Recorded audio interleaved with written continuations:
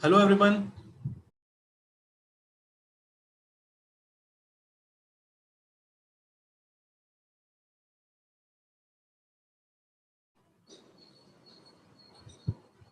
Hello everyone.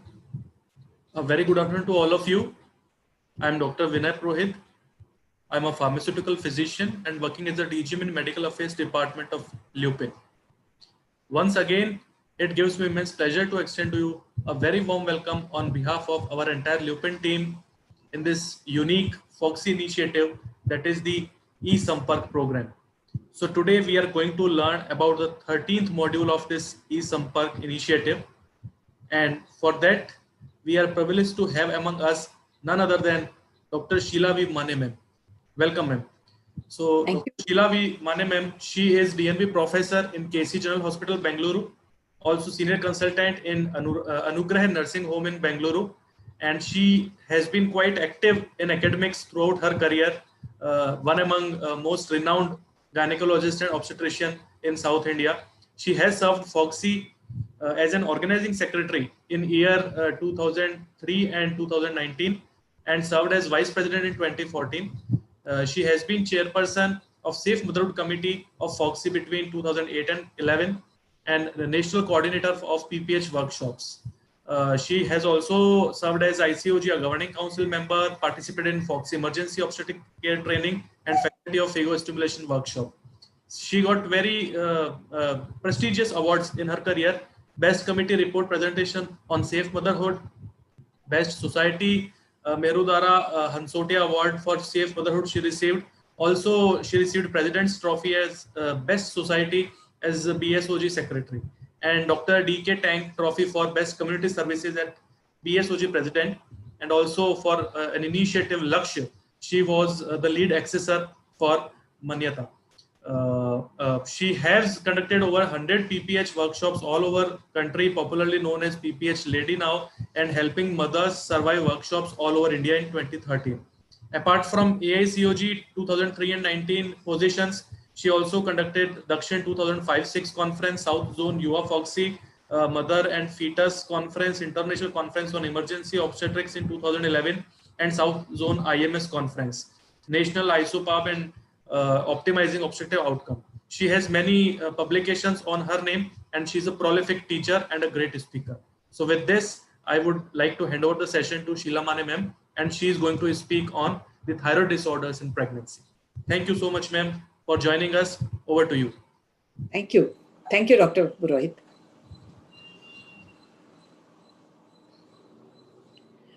Thank you for that wonderful introduction. And it is always a pleasure, to be there for the academics, always. And now, thyroid disorders in pregnancy have become an important part now in today's practice. And it has become very important that we investigate each and every mother to know whether really she has any thyroid disorder in pregnancy. Now, to start with basics, that is what is the thyroid gland and where it is situated. And it is a butterfly-shaped gland that sits low on the front of the neck. It lies below the Adam's apple along the front of the windpipe, and it has two side lobes, and those are connected by a bridge in the middle. Next slide, please. Now, thyroid disease is second only to diabetes as most common endocrinopathy in women during their reproductive years. And symptoms of thyroid disease often mimic the common symptoms of pregnancy, making it challenging to identify.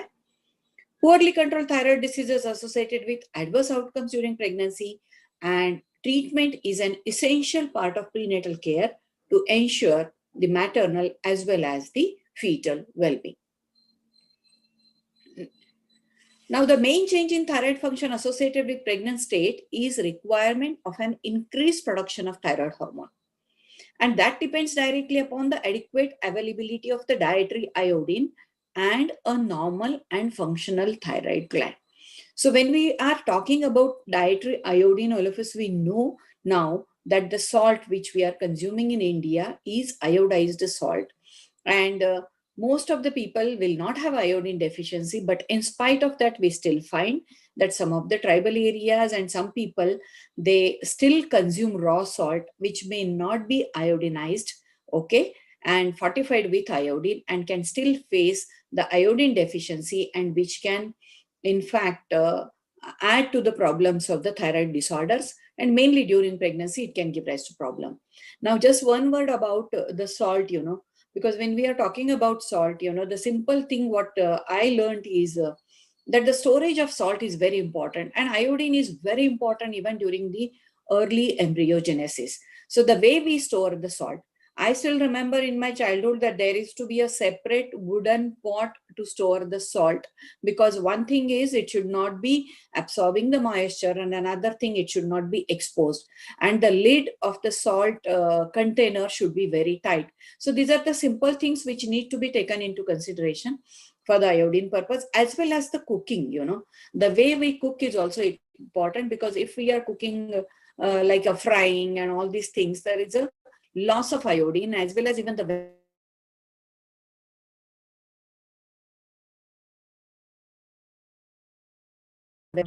and one more thing we have to remember, that whenever we are cooking, the salt should be added at the end. So that way, the iodine will not be lost. These are just the additional things I thought I will convey it to the delegates today, that how important is iodine and how we should be preserving the salt, so to see to it that the proper required iodine per day is being delivered to reduce the incidence of thyroid problems. Now, any functional perturbation of normal thyroid function may have consequences for pregnancy outcome, and pregnancy by itself may affect the presentation and the course of most thyroid disorders if they have it already. Next. Now, the fetal effects vary with the disorder and the drugs used for the treatment. But generally, untreated or inadequately treated hyperthyroidism can result in fetal growth restriction. They are prone to develop hypertension during pregnancy, okay, so preeclampsia, and can lead to stillbirth. Untreated hypothyroidism can cause intellectual deficits in offspring, because it's very important for the neurological development and the cognition, and can lead to miscarriage. Next. Now, the physiological changes in pregnancy that influence the thyroid function are: the physiological change, there is an increased thyroid binding globulin. Okay, what is the impact on thyroid economy? There is an increased total serum T3 and T4 concentration. There are increased HCG levels in first trimester, which increases the free T4 level, and which decreases the level of the TSH. And that is the thyroid HCG response, and may be impaired in cases if the patient has TPO antibodies already, if she has. Increased plasma volume increases the T3, T4 pool size. Increased type 3 iodothyronine deiodinase activity from placenta, which again increases the T3, T4 degradation. Consequent demand on the thyroid gland for increased hormone production. Thyroid gland enlargement, which can cause increased serum thyroglobulin, and increased renal iodine clearance. This is another thing. There is an increased renal iodine in clearance. So there is an increased iodine requirement hormone production in iodine deficient areas. So that is why, the importance of the salt comes here, because the increased renal iodine clearance during pregnancy can cause iodine deficiency in iodine deficient areas. Next. So, is monitored thyroid levels during pregnancy important? Yes, definitely it is important. Next slide, please. Now, thyroid function test in pregnancy. The reference range for TSH are lower because of the cross reactivity of the alpha subunit of the HCG with the TSH receptor. So changes in serum binding protein levels can influence the measurement of free thyroxine, resulting in inaccurate reported values. When preferred T4 values techniques are unavailable, that is free T4, serum TSH level is a more accurate assessment of maternal thyroid status and total thyroxine, and the free T4 index can be used instead. So it is not only T4, but the free T4 values can give you a better, the correct values. Next. Now, the changes in thyroid function tests resulting during uncomplicated pregnancy and in pregnant women with thyroid disease. Now, if the mother has hyperthyroidism, the TSH hormone is decreased, the free thyroxine increases, free thyroxine index increases, total thyroxine increases, triiodothyronine increase or no change, and resin triiodothyronine uptake also increases. If there is a hypothyroidism, TSH is increased, free thyroxine is decreased, free thyroxine E index is decreased, total thyroxine is decreased, triiodothyronine is decreased or no change, and resin triiodothyronine uptake is also decreased. In normal pregnancy, TSH decrease. Particularly, you will find this during the first trimester. Free thyroxine, no change. Free thyroxine E index, no change. Total thyroxine may be increased. Triiodothyronine increase, and resin triiodothyronine uptake is decreased. Next. Now, if you look at the trimester specific reference range for common thyroid test, okay? So you have non-pregnant first trimester, second trimester, third trimester. If we look at the TSH values, that is milli international units per liter, non-pregnant we consider as 0.3 to 4.3, but first trimester, as we say, lower values, 0.1 to 2.5. Second trimester, 0.2 to 3, and third trimester, 0.3 to 3. So that means for first trimester, we have to consider as still a lower level. Thyroxine binding globulin, non-pregnant 1.3 to 3. In first trimester, 1.8 to 3.2. Second trimester, 2.8 to 4. And third trimester, 2.6 to 4.2, slightly higher. Free thyroxine, okay, nanogram per deciliter, 0.8 to 1.7 non-pregnant, 0.8 to 1.2 first trimester, still lower, 0.6 to 1 second, and 0.5 to 0.8 third trimester. Total thyroxine, again, non-pregnant 0.54 to 11.7, first trimester, it is 6.5 to 10, second trimester 7.5 to 10.3, and third trimester lower 6.3 to 9.7.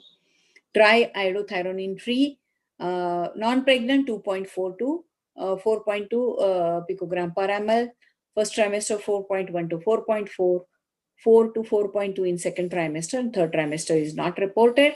Triiodothyronine total, again, normal values in non-pregnant 77 to 135, first trimester slightly higher, 97 to 149, second trimester again higher, up to 169, from 117 to 169, and third trimester 123 to 162.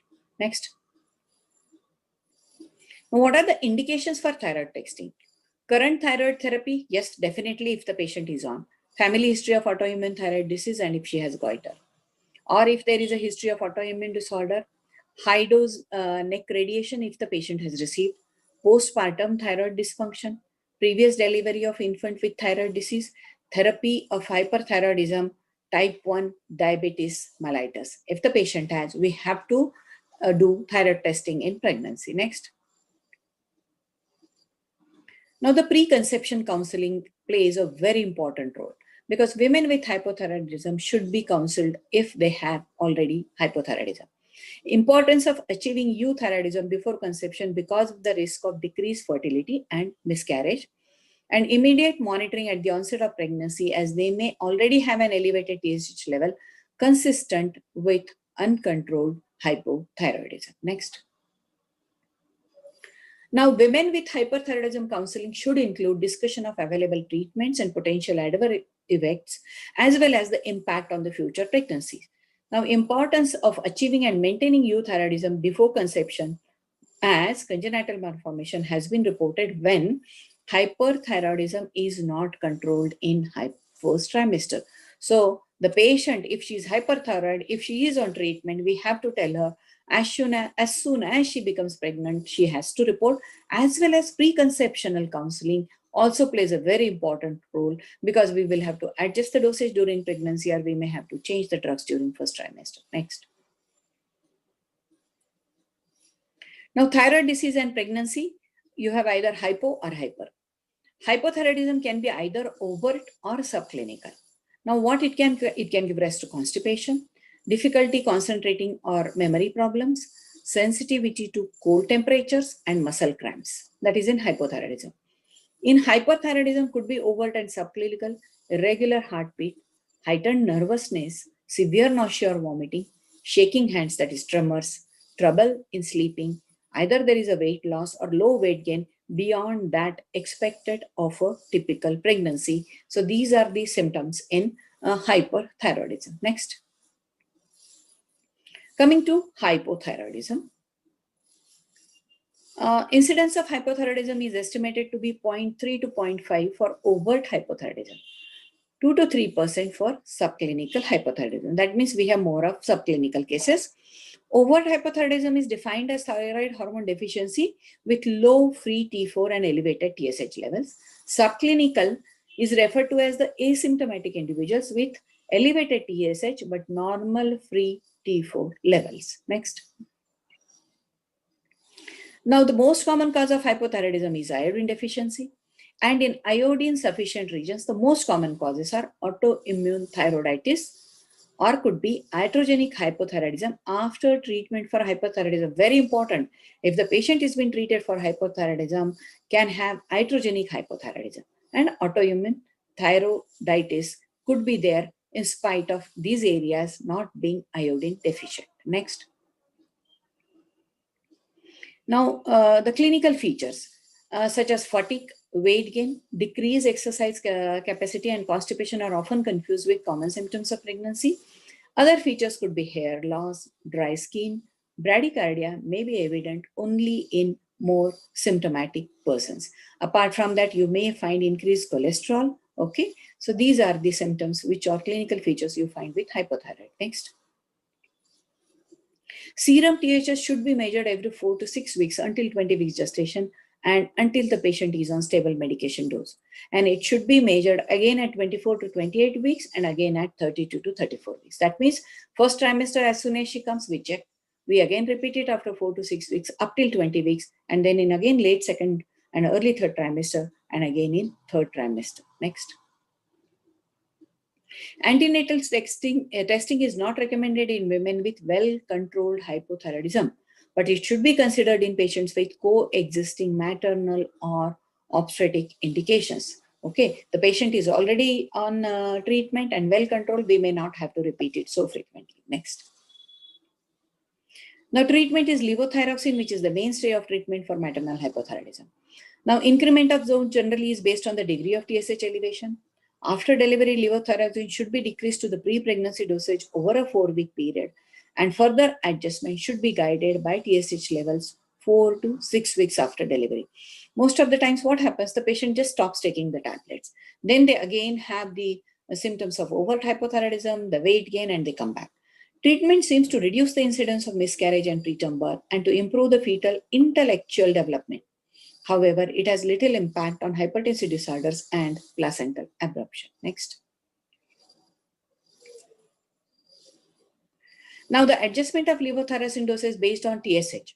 Thyroid stimulating hormone level, milli international units per liter. If it is 5 to less than 10, the dose will be 25 to 50 microgram per day. If it is 10 to 20, 50 to 70 microgram per day. Above 20, 75 to 100. Sometimes we try to overtreat, but then again that can also give rise to very low level and the patient can have a really very low level and the T4 can increase. So 5 to 10, easy to remember. We go on increasing by 10, 10. 5 to 10, 25 to 50, 10 to 20, 50 to 75. Only about 20, you give 75 to 100. Next. Women with hypothyroidism should receive levothyroxine with the dose titrate rate to achieve a TSH concentration within the trimester-specific reference range. Now, the generalized TSH range for each trimester is as follows. First trimester, 0.1 to 2.5 milli international units. Second trimester, up to 3, 0.2 to 0.3. And third trimester, 0.3 to 3 milli international units per liter. Next. TSH level should be assessed every 4 weeks during the first half of pregnancy to adjust the dosage. TSH should also be reassessed during the second half.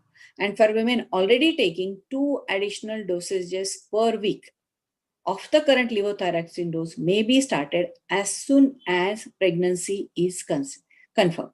So women typically return to their low requirement for L-thyroxine after delivery. That means if she's already taking 25 or 50 suppose. So 2 additional doses, she can take additional dosage per week, that is on Saturday and Sunday. Next. Hyperthyroidism. Introduction. Hyperthyroidism is less common than hypo with an approximate incidence of 0.2%. Overt hyperthyroidism is defined as elevated T4 levels and low TSH levels. Okay. Subclinical hyperthyroidism is defined as asymptomatic low TSH and normal free T4 levels. That means the patient with overt is symptomatic. With subclinical, she has normal T4 levels, but her TSH level is asymptomatic low TSH. Asymptomatic. The patient is asymptomatic. Next. Etiology. Graves' disease accounts for 95% of cases in an autoimmune disorder mediated by stimulatory antibodies against the TSH receptor. Other less common causes include gestational trophoblastic disease, nodular goiter or solitary toxic adenoma, viral thyroiditis, and tumors of the pituitary gland or ovary. So these are the things where, even though they are less common, we have to keep in mind, suppose if the patient do not have Graves' disease or others. Okay. Now, the natural history of hypothyroid disorder varies with the underlying etiology. Now, the Graves' disease is typically characterized by an initial exacerbation of symptoms in the first trimester. And because of the first trimester, also sometimes they have the symptoms of hyperthyroidism. And symptoms usually improve during the second half of the pregnancy, only to worsen again in the postpartum period. That is the natural history. Next. Clinical features are tachycardia, nervousness, tremor, sweating, heat intolerance, proximal muscle weakness, frequent bowel movements, decreased exercise tolerance, and hypertension. Next. What are the screening tests? Thyroid receptor antibodies should be measured by the end of the second trimester in women with Graves' disease. In women at high risk, fetal ultrasonography should be performed monthly after 20 weeks to detect evidence of fetal thyroid dysfunction. For example, there could be growth restriction, there could be hydrops, there could be goiter or cardiac failure. And these women should also undergo antepartum testing at least weekly during beginning at 30 to 34 weeks of gestation if they're already hyperthyroid. Next. Overt hyperthyroidism is treated with methimazole or propylthiouracil. Now, methimazole is associated with birth defects, including aplasia cutis, co-anal or esophageal atresia. So, propylthiouracil is the preferred medication during first trimester, and that's why I said a preconception counseling is very important. Again, because it is recommended to consider switching to methimazole after the first trimester, as the risk of liver failure with PPT is greater than the risk of congenital abnormality. That means if the patient is on methimazole, preconceptionally, we will have to shift to PPT, that is propylthiouracil in first trimester. And again, we switch over to methimazole after the first trimester, as the risk of liver failure with PPT is greater than the risk of congenital abnormalities. Next. Now, the effects associated with thyroid disease and pregnancy. Hyperthyroidism, preconception, congenital malformations, pregnancy, heart failure, placental abruption, preeclampsia, preterm delivery. In fetus can develop goiter, IUGR, small for gestational age, could be stillbirth or even thyroid function dysfunction. Medications, methimazole, can cause aplasia cutis, co-anal or esophageal atresia, and PPT can cause maternal liver failure. Hyperthyroidism subclinical, we do not have to treat. Next. Next slide, please.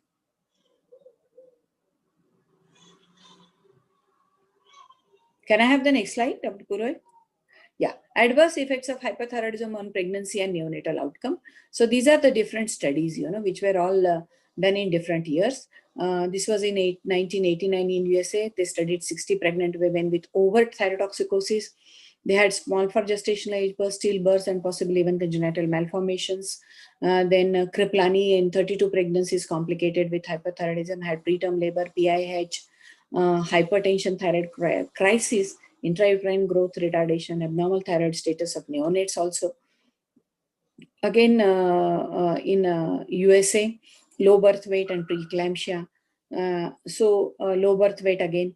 In one of the study in USA 2002 retrospective, they find found that 29 women with a history of Graves' disease and positive thyroid stimulating immunoglobulin had neonatal thyrotoxicosis, but this was retrospective.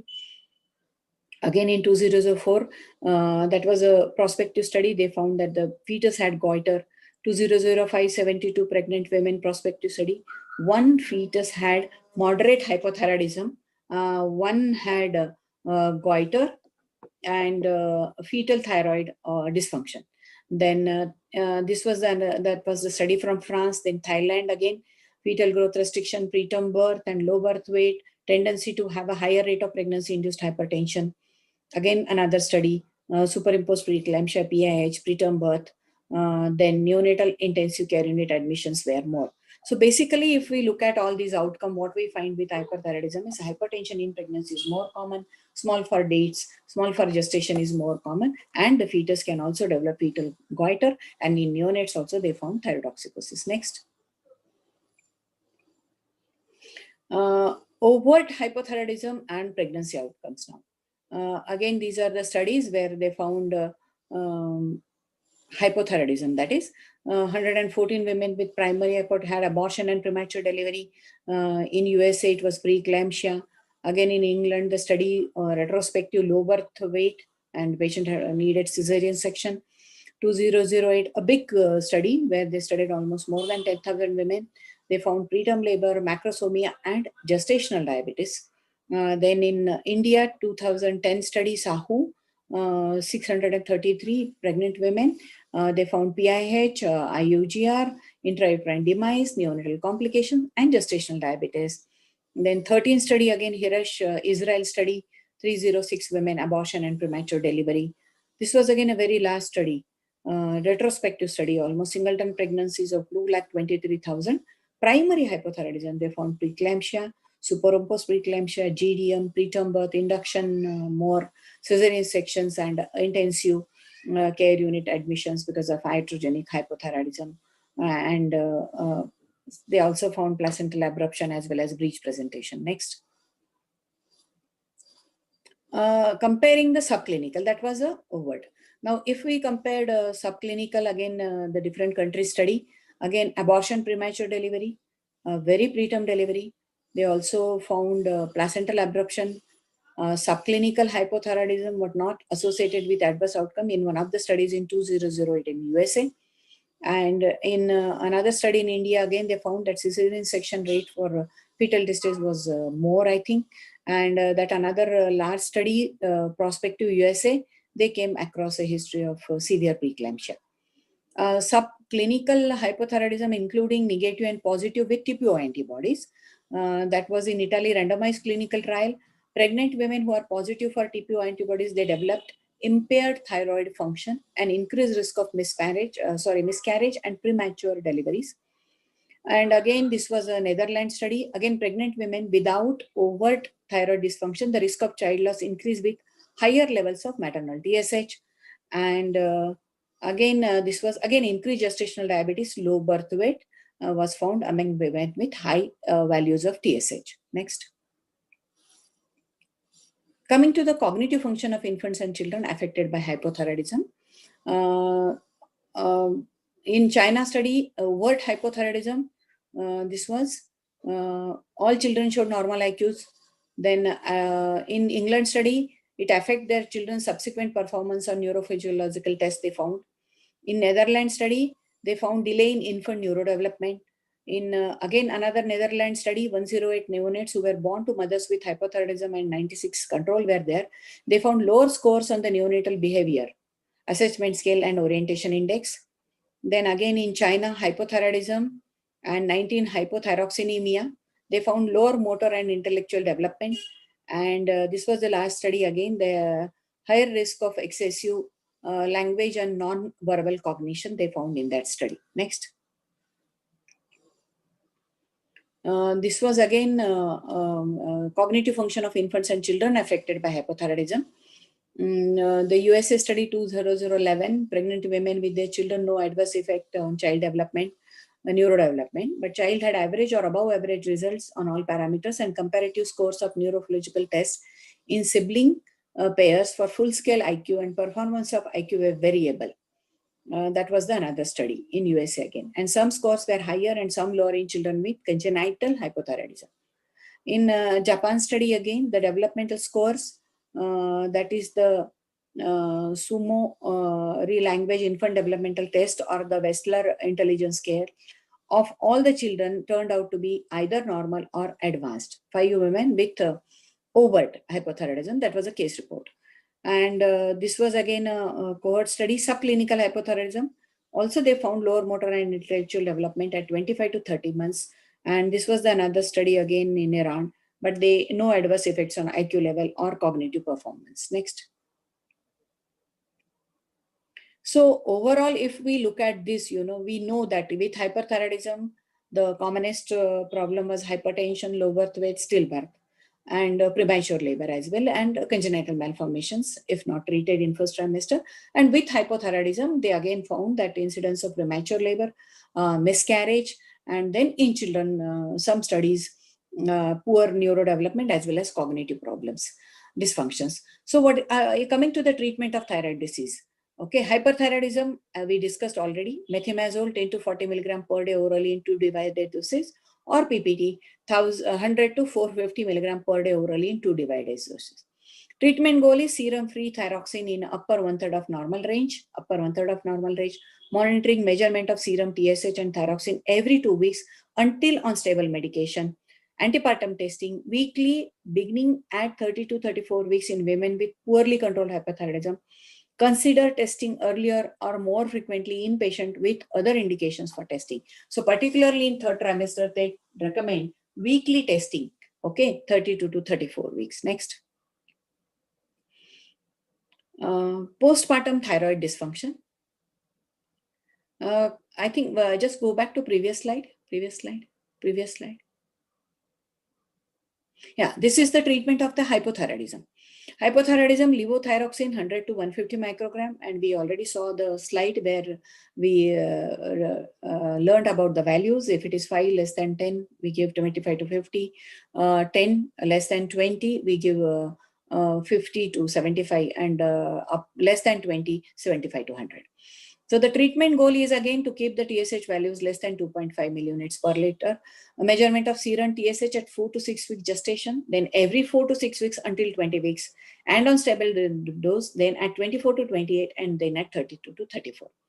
Typically, antepartum testing is typically reserved for women with coexisting conditions or obstetric indications, and in patients with other indications for testing. Next. Coming to postpartum thyroid dysfunction. Next slide, please. Most common cause is postpartum thyroiditis, which affects 1.1 to 21.1% of women. And it is defined as an abnormal TSH level within the first 12 months postpartum in the absence of a toxic thyroid nodule or thyroxine receptor antibodies. Next. Clinical course, approximately 25% of patients present with symptoms of hyperthyroidism, followed by hypothyroidism, and then recovery. 43% present with hypothyroidism and 32% present with hyperthyroidism. Treatment, because hyperthyroid phase of postpartum thyroidosis is caused by an autoimmune destruction of the thyroid, treatment is generally symptomatic using peripheral beta antagonist. Like they will have tachycardia, sleeplessness, and tremors and all that. Now, differentiation of hyperthyroid phase of postpartum thyroiditis from Graves' disease is important because Graves' disease requires antithyroid therapy. And postpartum hypothyroidism should be treated with levothyroxine. Next. Now, these are the 217 guidelines of the American Thyroid Association for the diagnosis and management of thyroid disease during pregnancy and postpartum. And revised guidelines for the management of thyroid disease include the interpretation of thyroid function test in pregnancy, iodine nutrition, thyroid autoantibodies and pregnancy complication, thyroid considerations in infertile women, hypothyroidism in pregnancy, thyrotoxicosis in pregnancy, thyroid nodules and cancer in pregnant women, fetal and neonatal considerations, thyroid disease and lactation, and screening for thyroid dysfunction in pregnancy. Next. So we are following now these guidelines for the values which we just now discussed. So I would like to thank one and all for your patient hearing. thank you very much for this opportunity. I would like to thank our Foxy President, Dr. Alpesh Gandhi, and Foxy Secretary General, Dr. Jaideep Tang, for giving me this opportunity. Thank you. Thank you so much, ma'am. I think you have covered most of the aspects of hypothyroidism as well as hyperthyroidism during pregnancy in this session. So most of the basic questions have already been answered. We'll just touch upon a couple of questions from the routine clinical practice, or maybe you can share your experience. Should every patient with a normal TSH during the first trimester be screened again during the subsequent trimester religiously? So that is the question from Dr. Kalpana. She is from Delhi. I think if the TSH levels are there, and if we have taken a detailed history, and there is no indication as such, okay, for any abnormalities or anything, and if we look at the TSH values which are absolutely normal, I don't think there is any indication. Okay, because first trimester is more important, where we are looking at the values of less than 2.5 milli international units. Okay, and if it falls in that, I don't think there is any need. Except that the patient is on medication, we say that we are going on repeating for 4 to 6 weeks, up to 20 weeks, then at 24 to 28, and then at 32 to 30. Thank you, ma'am. So next question is Dr. Gayatri from Sasaram, Bihar, is asking that what should be the approach in centers where thyroid antibody testing or accurate free T4 estimation is unavailable or not affordable. So what should be the approach in such kind of rural patients? See, now first I know that getting TSH is not a problem, T3, T4, TSH. Now, if you find that the patient has hypothyroidism, that is her TSH values are high, you treat her for hypothyroidism. In that case, you will not have to bother about the levels of T4. Okay, because what we talk about subclinical as well as overt.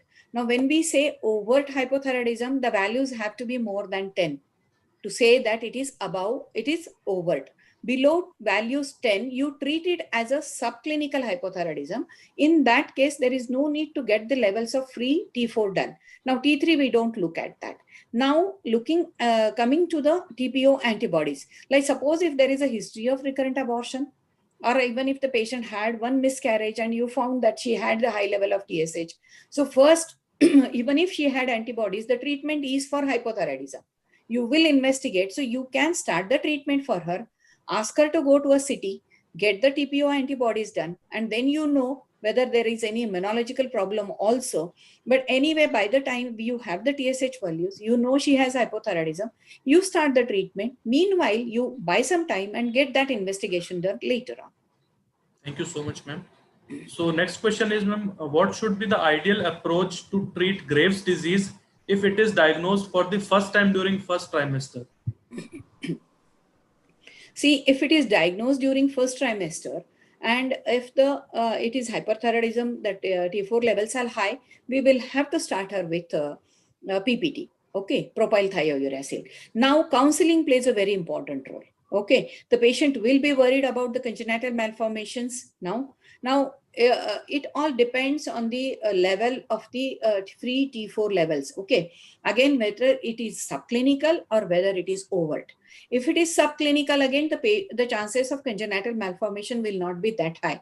But if it is overt, yes, but we will have to counsel the patient. Okay. Now, what we learned about the congenital malformation also was about the choanal atresia as well as the esophageal atresia. So, keeping that thing, now all these anomalies also cannot be detected easily. Okay, it is not so easy to detect these anomalies unless and until the patient comes with hydramnias and all those problems.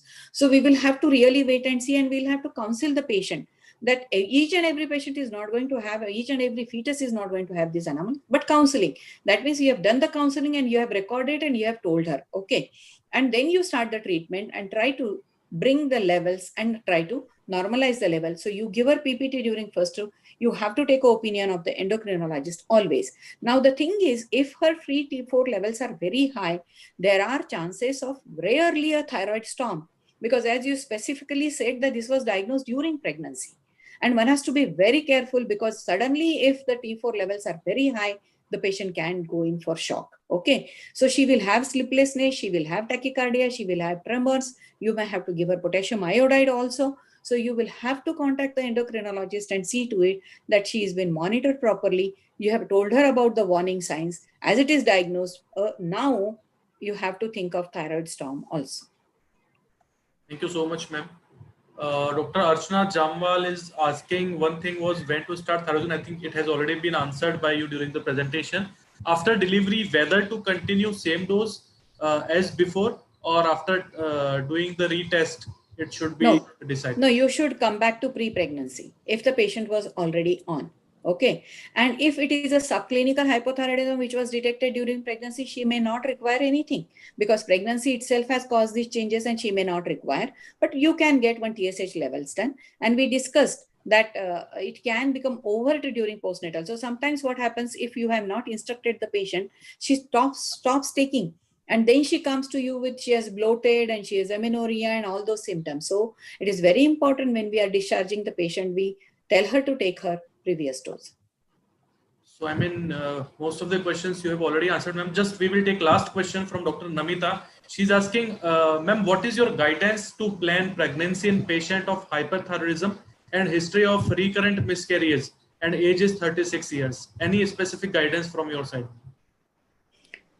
No, see, hyperthyroidism itself is a risk for the pregnancy. So preconceptional counseling, she's already 36 years old. 36 is quite a common scenario now anyway. But if she has hyperthyroid, first we will have to treat her. We will see to it that her levels, her thyroid levels are normal before she conceives. Okay, so we will have to put her on methimazole. Then you are also trying to rule out, does she have a history of abortion? No. It is not written in this, only recurrent miscarriage. So, okay, so you start her on folic acid as she is already 36 years old. You will have to tell her about the other comorbidities she can develop because she is already 36 years and she is hyperthyroid.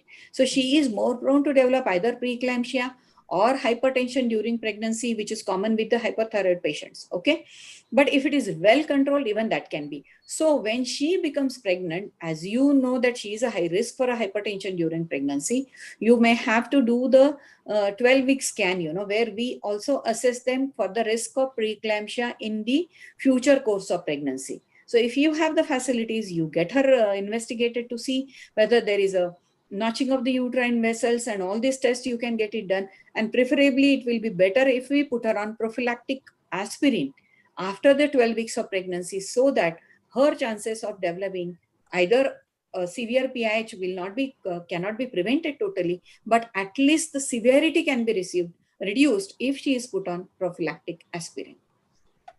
So thank you so much, ma'am. You answered all the questions very well. You took time out of your busy schedule.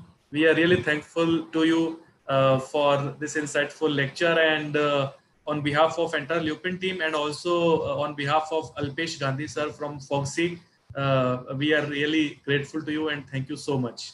And thank you so much. We hope that you will again be joining us for such kind of beautiful academic events. Namaskar. Thank you very much. Namaskar. I enjoyed Have a nice the day. session. Thank you once again to all the delegates who logged in. Namaskar. Thank you so much.